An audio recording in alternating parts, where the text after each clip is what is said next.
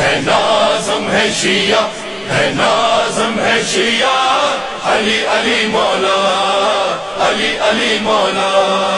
ملت جعفریہ کی نوجوان نسل سے میری اپیل ہے، سجدے کیا کرو اپنے مذہب کی حقانیت کو، اپنے مذہب کی سچائیوں کو۔ بہت تو نے پوچھ لیا یہ کہاں لکھا ہے، یہ کہاں لکھا ہے۔ اب ہم تم سے پوچھیں گے مغرب کی 3 رکعتیں کس پارے میں ہیں؟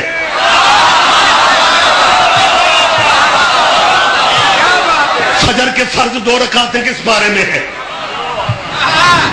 ہماری باری آتی ہے کہتے ہیں جو کچھ قرآن میں نہیں ہے دین میں نہیں ہے۔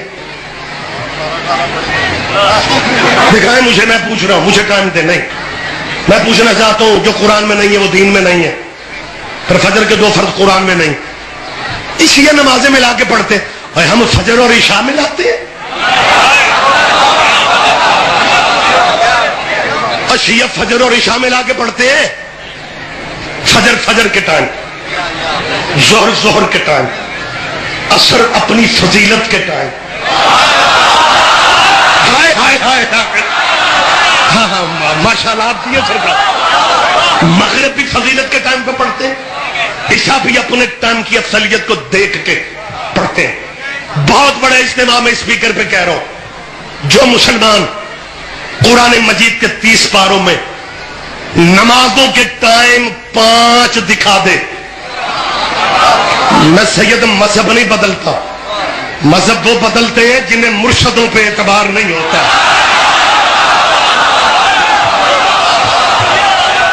لیکن میں اپنی شکست ماننے کو تیار ہو جاؤں گا جو بندہ قرآن مجید سے 5 نمازوں کے 5 ٹائم علیحدہ علیحدہ ہمیں دکھا دے۔ بچوں یہ باتیں یاد رکھا کرو، یہ بچے آپ باتیں آگے کرنے کی پوزیشن میں۔ قرآن مجید سورہ بنی اسرائیل نمازوں کے جو ٹائم اللہ نے بتایا وہ نوٹ کر لو۔ خدا فرماتا اقم الصلاۃ، نماز پڑھو، لطلوع الشمس ایک ٹائم، زوال آفتاب کے بعد، لطلوع الشمس ایک ٹائم ہو گیا، الی غسق اللیل جب رات چھا جائے یہ دوسرا ٹائم ہو گیا، وقرآن الفجر اور فجر کی نماز پڑھو یہ تیسرا ٹائم ہو گیا۔ نمازیں 5 ہیں، ٹائم نمازیں 5 ہیں، نمازیں 5 ہیں، ٹائم 3 ہے۔ ساری زندگی تو 3 پہ مرتا رہا، اب تجھے کیا تکلیف ہو گئی؟ اب تجھے اچھا نہیں لگ رہا کیا؟ ساری زندگی تو نے یہی کہا۔ میں قرآن مجید سے بات کر رہا ہوں، قرآن مجید میں جنہیں پھر بھی یقین نہیں آتا، اچھا بڑی پریشانی پتہ ہے ہمارے بھائیوں کو کب ہوتی ہے؟ یہاں کیونکہ سنتے ہیں جو نمازیں ملا کے پڑھتے ہیں یہ دوزخ میں جائیں گے۔ بات میں بالکل ختم کر رہا ہوں، یہ بندے یہاں سن سن کے نمازیں ملا کے پڑھنے والے دوزخی ہیں، نمازیں ملا کے پڑھنے والے اسلام کا مذاق اڑا رہے ہیں، دین کو نہیں سمجھتے، ان کا مذہب یہ عجیب طرح کا ہے، یہ ہے وہ ہے، لمبی باتیں ہوتی جا رہی ہیں۔ جب یہ بندے یہ ساری کیسیں سن سنا کے حج پہ جاتے ہیں نا اور ظہر پڑھ کے میدان عرفات سے شاجی اٹھتے ہیں تو ساتھ والا حاجی کہتا ہے وہ پہلی دفعہ آیا ہے، یہ گھبرا کے کہتا ہے تجھے کس نے بتایا؟ اس نے کہا تیری حرکتیں بتا رہی ہیں۔ اس نے کہا یار میں کیا کر بیٹھوں؟ اس نے کہا کہاں جا رہے ہو؟ کہنے لگا اگلے رکن۔ اس نے کہا اگلا شگلا رکن کہاں؟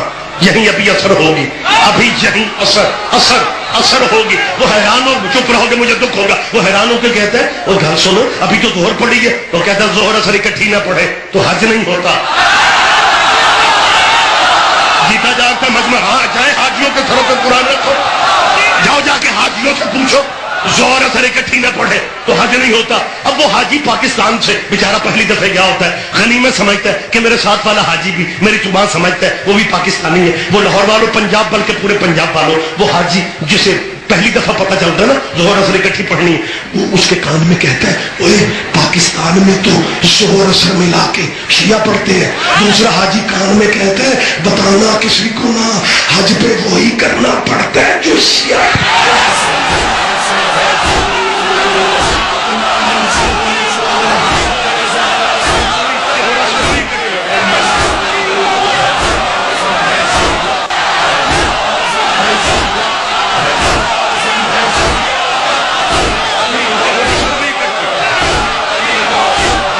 ہر چیز سے بدتر نظر ہے، خالق کی رضا ہم کو رستہ دکھلاتی ہے، قرآن کی صدا ہم کو بے خوف و خطر ہو کے دشمن سے لڑتے ہیں مشکل سے بچاتی ہے، زہرا کی دعا ہم کو ہم سے ہے دور ہم ہے اپنا منشور، ہم تو کر زہرا سا اللہ کے ہے مشہور، ہے نازم ہے شیعہ، ہے نازم ہے شیعہ، ہے نازم ہے شیعہ، علی علی مولا، علی علی مولا۔